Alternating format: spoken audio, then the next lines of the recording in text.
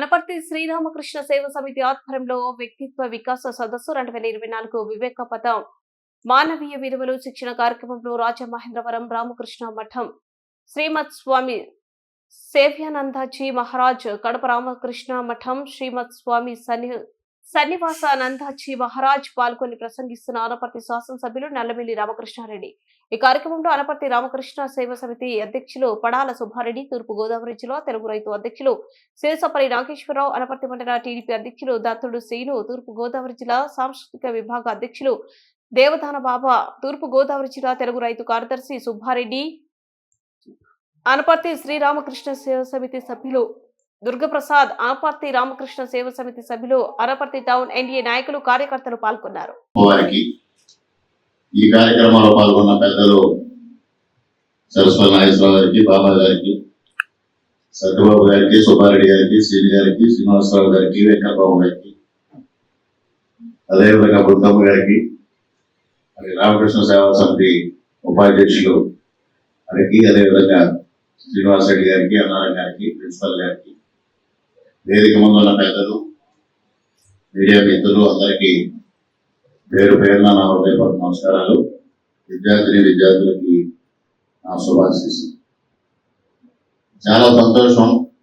గత 25 సంవత్సరాలుగా ఇక్కడ రామకృష్ణ సేవా సమితి ఆధ్వర్యంలో, ముఖ్యంగా ప్రసాద్ గారి ఆధ్వర్యంలో ఇక్కడ వివేకానంద సాహిత్యాన్ని ప్రజలకు తెలియజెప్పాలి, వివేకానంద భావజాలాన్ని ప్రజల్లో చూపించాలి అనే ఒక అద్భుతమైన ఆశయంతో అనేక కార్యక్రమాలు నిర్వహించుకుంటూ ముందుకు వెళ్ళడం జరుగుతూ ఉంది. సాధారణంగా ఇటువంటి నాన్ గవర్నమెంట్ ఆర్గనైజేషన్స్ ఏర్పాటు చేసినప్పుడు ఆ సంస్థల నిర్వహణ కోసం, కార్యక్రమాల నిర్వహణ కోసం అనేక విధాలుగా డబ్బు సమకూర్చడం కోసం అనేక ప్రయత్నాలు చేయడం జరుగుతూ ఉంటుంది. వాటికి భిన్నంగా ఇవాళ అనపర్తి రామకృష్ణ సేవా సమితి 25 ఏళ్ళుగా తన పయనం కొనసాగించడం అనేది చాలా అద్భుతమైన విషయం అని కూడా ఈ సందర్భంగా మీ అందరికీ తెలియజేసుకుంటా ఉన్నాను. ముఖ్యంగా వారు ఏదైతే వ్యక్తిత్వ వికాసానికి సంబంధించి ఇక్కడ నిర్వహిస్తున్న తరగతుల్లో మీరందరూ నేర్చుకోవాల్సింది మొట్టమొదటిగా ఇక్కడ రామకృష్ణ సేవా సమితి అనపర్తి శాఖ ఏ విధంగా నిర్వహణ జరుగుతుందో అదొక్కటే మొట్టమొదటిగా మీకు వ్యక్తిత్వ వికాసానికి సంబంధించిన ఒక అంశం అని కూడా ఈ సందర్భంగా మీరు గ్రహించాల్సిందిగా మీకు మనవి చేసుకుంటా ఉన్నా. ఒక విషయాన్ని తీసుకున్నప్పుడు ఏదైనా ఒక బాధ్యత తీసుకున్నప్పుడు ఆ బాధ్యతను ఏ విధంగా నిర్వర్తిస్తున్నాము, బాధ్యత ఏ విధంగా నిర్వర్తించినా అంతిమంగా ఫలితమే ముఖ్యమనే విషయం కాకుండా దానికి ప్రయాణం చేసే మార్గం నైతిక విలువలతో కూడిన మార్గం, మానవీయ విలువలతో కూడిన మార్గం కూడా ముఖ్యం అనేది ఇవాళ ఇక్కడ రామకృష్ణ సేవా సమితి నిరూపణ చేస్తా ఉందని కూడా ఈ సందర్భంగా మీకు తెలియజేస్తా ఉన్నా. ఆ విధంగా వివేకానంద భావజాలాన్ని ముందుకు తీసుకెళ్తున్న ప్రసాద్ గారికి, మిగిలిన కార్యవర్గ సభ్యులకి ముందుగా హృదయపూర్వక అభినందనలు తెలియజేసుకుంటూ, మరి వాళ్ళ విద్యార్థుల్లో వ్యక్తిత్వ వికాసాన్ని పెంపొందింప చేయాలనే ఒక ఆలోచనతో ఈ కార్యక్రమం తీసుకోవడం అనేది చాలా ఆహ్వానించదగ్గ పరిణామం. ముఖ్యంగా ఇప్పుడు స్వామీజీ చెప్పారు, అక్కడ ఏదైతే మీ కాలేజ్ ఆడిటోరియంలో ఉన్న యువకులారా, నా ఆశలన్నీ మీపైనే, భావి భారత భాగ్యోదయం మీ పుస్తకాలపైనే ఉందని వివేకానంద చెప్పిన కొటేషన్ వారు ఉటంకించడం జరిగింది. ముఖ్యంగా వివేకానంద ఆశించింది భారతదేశం అత్యున్నత స్థానంలో ఉండాలి, ప్రతి ఒక్కరిలో దేశభక్తి పెంపొందింప చేయాలి, భారతదేశం ఏ విధంగా అభివృద్ధి చెందుతుంది అనే విషయాలపైన అనేక విషయాలు వారు చెప్పడం జరిగింది. ఒక పక్క జీవన విధానం ఏ విధంగా ఉండాలని బోధించడమే కాకుండా మరో పక్క దేశభక్తి ఏ విధంగా ఉండాలనే దానిపైన కూడా వారు స్పృశించడం జరిగింది. ముఖ్యంగా వివేకానంద తన భావజాలంలో స్పృశించని అంశాలు లేవు. ముఖ్యంగా అనేక సంవత్సరాల తర్వాత వచ్చే పరిణామాలను కూడా వారు ఆలోచించి, ముఖ్యంగా వారి భావజాలంలో పారిశ్రామికీకరణ గురించి కూడా వారు మాట్లాడేవారు. అంటే వారు ఏ విధమైన ఆలోచన విధానం వారిలో ఉందనేది విద్యార్థులు అర్థం చేసుకోవాల్సిన అవసరం ఉంది. ఈరోజు మనకి భారతదేశంలో అనేక మంది వ్యక్తిత్వ వికాస నిపుణులు ఉన్నారు. ముఖ్యంగా పూర్వ పురాణాల దగ్గర నుంచి తీసుకుంటే శ్రీకృష్ణుడిని మించిన వ్యక్తిత్వ వికాస నిపుణులు మరొకరు లేరు అనేది మీ అందరూ గ్రహించాల్సిన అవసరం ఉంది.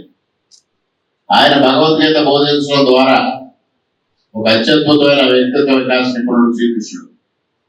ఆ తర్వాత మిగిలిన అనేక మంది మనకు వ్యక్తిత్వ వికాసాన్ని బోధించారు. ఏ విధంగా వ్యక్తిత్వ నిర్మాణం ఉండాలి, మనిషి వ్యక్తిత్వం ఏ విధంగా తీర్చిదిద్దుకోవాలనే దానిపైన వివేకానందుడు కానీ, గాంధీ మహాత్ముడు కానీ, అదేవిధంగా అనేక ఇతర దేశాల్లో ఉన్న వ్యక్తులు, మన దేశానికి వచ్చిన వ్యక్తులు కానీ, ముఖ్యంగా మన ప్రాంతానికి సంబంధించిన సర్ ఆర్థర్ కాటన్ కానీ,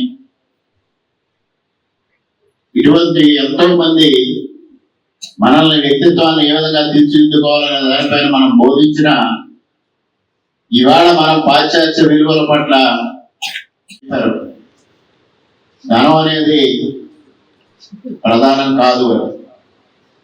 ఇవాళ భారతదేశంలో మనం చదువు అభ్యసించి ఇవాళ విదేశాలకు వెళ్ళి మనం వారికి సేవ చేసి డబ్బు సంపాదించాలనే ఆలోచన ఇవాళ ముఖ్యంగా సమాజంలో పెంచి పెరిగిపోతా ఉన్నదనే సంగతి మీ అందరికీ తెలుసు. ముఖ్యంగా విద్యార్థులు దాని పట్ల ఒకంత అవగాహన పెంపొందించుకోవాల్సిన అవసరం ఉంది. చదువు అనేది సంస్కారం నేర్చుకోవడానికి తప్పించి డబ్బు సంపాదించడానికి కాదు అనే విషయాన్ని కూడా విద్యార్థులు గ్రహించాల్సిన అవసరం ఉంది. అధ్యాపక లోకం కూడా విద్యార్థులకు ఆ విధమైన బోధన చేయాల్సిన బాధ్యత ప్రతి ఒక్కరి పైన ఉంది. ఇవాళ సమాజంలో తల్లిదండ్రులు కానీ, ఉపాధ్యాయులు కానీ ఒక మార్గాన్ని నిర్దేశించాల్సిన అవసరం ఉంది. ప్రతి ఒక్కరూ కూడా విదేశాలకు వెళ్ళడమే విద్య యొక్క అత్యున్నత లక్ష్యం అని ఆలోచన చేసే విధానానికి స్వస్తి పలకాల్సిన అవసరం ఉంది. ఈరోజు పాశ్చాత్య దేశాలన్నీ భారతీయ సంస్కృతి వైపు మొగ్గు చూపిస్తున్న పరిస్థితుల్లో మనం విదేశీ సంస్కృతి పట్ల మొగ్గు చూపించడం ఎంతవరకు సమంజసం కూడా ఇవాళ విద్యార్థులు ఆలోచన చేయాల్సిన అవసరం ఉంది. ఇవాళ దుబాయ్ లాంటి దేశాల్లో భగవద్గీతని పాఠ్యాంశంగా బోధిస్తా ఉన్నారు అంటే మన సంస్కృతి ఎంత గొప్పదో ఒక్కసారి విద్యార్థులు ఆలోచన చేయాల్సిన అవసరం ఉంది. ఇవాళ మన భారతదేశం ప్రవేశపెట్టిన యోగా ప్రక్రియ ఇవాళ అనేక ముస్లిం దేశాలు ఇవాళ దాన్ని ఫాలో అవుతూ ఉన్నాయంటే మన భారతీయ సంస్కృతి ఎంత గొప్పది అనేది ప్రతి ఒక్కరు ఆలోచన చేయాల్సిన అవసరం ఉంది. ఇవాళ మనం యోగా అనేది ఒక స్థితప్రజ్ఞత సాధించడం కోసం మనకి పూర్వీకులు ఏర్పాటు చేసిన మార్గం అనేది మర్చిపోయి ఏవో ప్రాథమికంగా ఉన్న ఆసనాల వరకే పరిమితం అవ్వడం, అదే యోగా అనుకునే పరిస్థితిలో మనం ఉండడం, మనకి బోధించే గురువులు కూడా అదే విధంగా ఉండడం మన దురదృష్టాన్ని కూడా ఈ సందర్భంగా తెలియజేస్తా ఉన్నా. ఇవాళ ప్రతి ఒక్కరూ మీరు ఏదైనా ఒక లక్ష్యాన్ని నిర్దేశించుకున్నప్పుడు, ఒక గమ్యాన్ని నిర్దేశించుకున్నప్పుడు దాన్ని సాధించాలి అంటే ముఖ్యంగా స్థితప్రజ్ఞత అనేది చాలా అవసరం. భగవానుడు శ్రీకృష్ణ భగవానుడు బోధించింది అదే, స్థితప్రజ్ఞత ప్రతి ఒక్కరికి ఉండాలనేది. ఆ స్థితప్రజ్ఞత సాధించడం కోసం అనేక మార్గాలు చూపించారు. మనం ఆ మార్గాలు ప్రాథమిక దశలోనే ఉంటున్నాం తప్పించి దాని అంతిమ లక్ష్యాన్ని చేరుకోవాలనే పరిస్థితుల్లో ఇవాళ మనం ఉన్నాం. దానికి లోపం ఎవరిదైనా ఆలోచన చేయడం కన్నా అందరం సమీక్షగా కృషి చేసి ఆ విధంగా విద్యార్థుల్ని, యువకుల్ని తీర్చిదిద్దడం ద్వారా ఈ భారత సమాజాన్ని అత్యద్భుతంగా నిర్మాణం చేయడంలో ప్రతి ఒక్కరూ బాధ్యత వహించాలనేది కూడా ఈ సందర్భంగా మీకు తెలియజేస్తా ఉన్నా. ఇవాళ భారతదేశంలో ఇటువంటి గురువులు ఎంతో మంది ఉన్నారు. మనకు విజ్ఞానాన్ని అందించడం కోసం మన పూర్వీకులు అందించిన విజ్ఞాన పాఠాగారాన్ని మనకు అందించడం కోసం వారు సంసిద్ధంగా ఉన్నారు. అందిపుచ్చుకోలేని పరిస్థితుల్లో మనం ఉన్నాం. ముఖ్యంగా ఇవాళ తల్లిదండ్రులు కానీ, ఉపాధ్యాయులు కానీ ఆ దిశగా ఆలోచన చేయడం లేదు. ముఖ్యంగా ఇక్కడ ఇందాక ఒక లోపం నేను గమనించడం జరిగింది. ప్రసాద్ గారు కూడా నాకు ఒక చిన్న విన్నపం చేస్తా ఉన్నా. ఇప్పుడు మనం జాతీయ గీతం ఆలాపన చేసినప్పుడు విద్యార్థులు ఎవరు కూడా దానిలో ముక్త కంఠంతో జాతీయ గీతాన్ని ఆలపించిన సందర్భాన్ని నేను గమనించలేదు.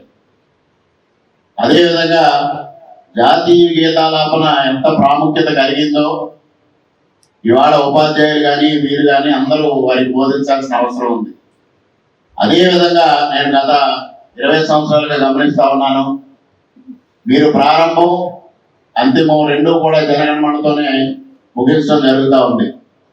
ముఖ్యంగా ఏదైతే వందే మాతర గీతాన్ని కూడా మనం ఆలపించాల్సిన బాధ్యత మనపై ఉంది.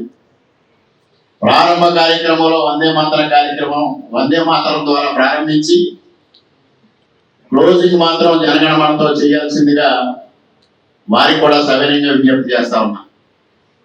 ఇవాళ భారతదేశం గత అనేక సంవత్సరాల తర్వాత ఇవాళ అత్యుత్తమ స్థానానికి ప్రపంచంలో ఎదుగుతా ఉంది అనేక విషయాల్లో. దాన్ని మీరందరూ కూడా అర్థం చేసుకోవాల్సిన అవసరం ఉంది. ముఖ్యంగా మనకి ప్రకృతి అనేక విషయాల్ని మనకు నేర్పుతా ఉంది.